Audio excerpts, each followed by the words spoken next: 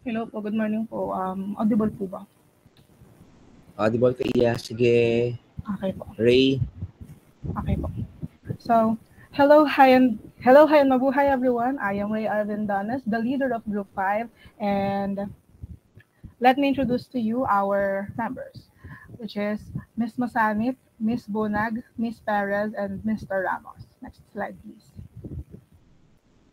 Now, for our topic, the quantitative research, the title that we chose is Exploring the Correlation Between Part-Time Employment and Academic Performance Among Psychology Students of IRIS Manila.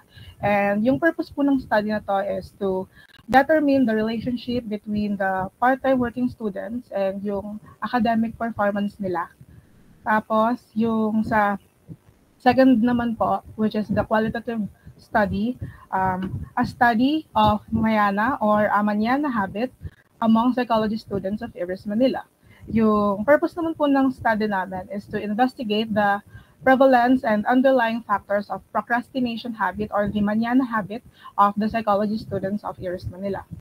Tapos yung third naman po, which is also a qualitative study, it is entitled Sana All Tulog Pa, the effect of long-distance traveling on academic performance of psychology students of IRIS Manila. Yung purpose naman po nito is to determine the effect of long-distance traveling and how that affects the academic performance among the psychology students from IRIS Manila. Yung sa title proposal 3 po, marami po kasing struggle din po yung travel. So parang yun po yung naging drive namin para dito sa study na to. Yan lang po. Okay, so wait lang.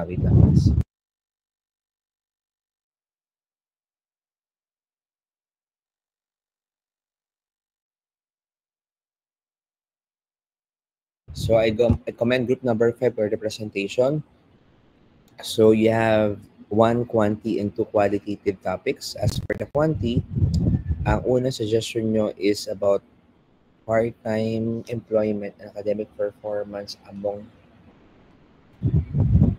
part-time employment. Sa mga working students to. Tama ba ako? Yes po.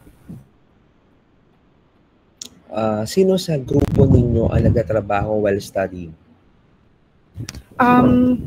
Sa grupo namin wala, but sa buong class po, marami rin po. Marami, okay, Yes sige. po. Okay, part-time employment academic. Kasi yung part-time employment, ano ba, full-time, hindi mo siya pwedeng ipasok as a variable that would affect the academic performance. Pero kung ang part-time employment nyo class ay nagbibigay ng, let's say, nagtatrabaho ka, nakakaranas ka ng physical, emotional stress, nakakaranas ka ng exhaustion, pwede nyo i-consider yun as a variable. Intindihan niyo ako, group number 5? Yes po. So, sige, Micaela, raise your hand, Iya.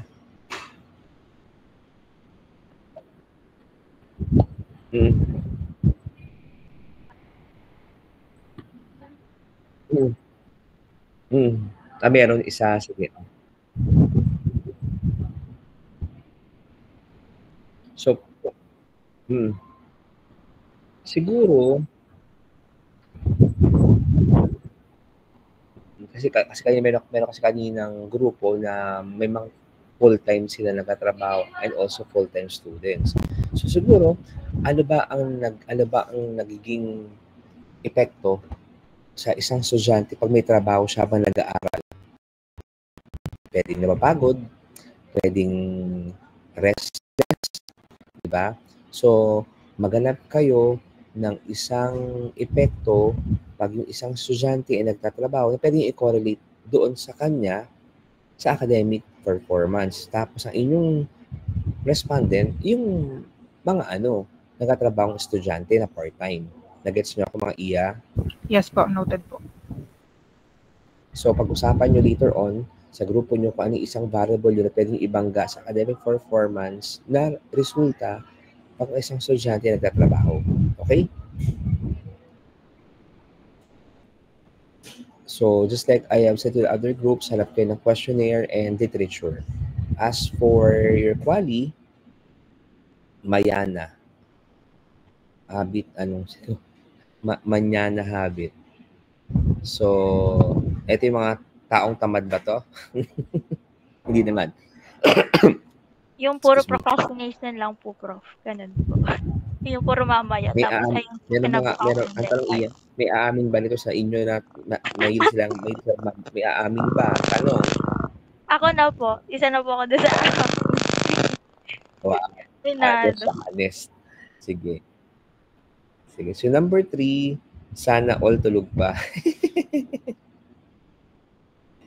Ako nakaka-relate ako sa tulog ko pag bumabiyahe ako eh. Especially pag pauwi. Mas masarap matulog pauwi kasi papunta. Kasi papunta, baka lumampas ka. Long distance traveling. Siguro, ilan ba sa inyo rito yung mga malayong inuwian? Saan ka umuuwian? Dami. So, siguro na lang, ang suggestion ko, kung gusto nyo explore as qualitative research to, siguro, pag-aralin nyo na lang yung mga estudyanteng malayong inuuwian. Kung yung struggle nila araw-araw pag sila bumabiyahe. Okay? Yes, That's group number 5. So, yung yung struggles ng mga estudyante na malayong inuuwian araw-araw. Okay? So, that is my suggestion for your group. So, sakwalin nyo yung mga estudyante na malayong biyahe araw-araw. As for the quanti, etong yung academic performance, tapos correlate nyo siya sa naging resulta pag ang estudyante ay nagtatrabaho ng part-time. Okay? So, any questions for group number 5? May question kayo? Group 5? What will be our next activity? None so far naman po. Sige. So, wala lang question. Thank you. Group number 6, you're next. So, hello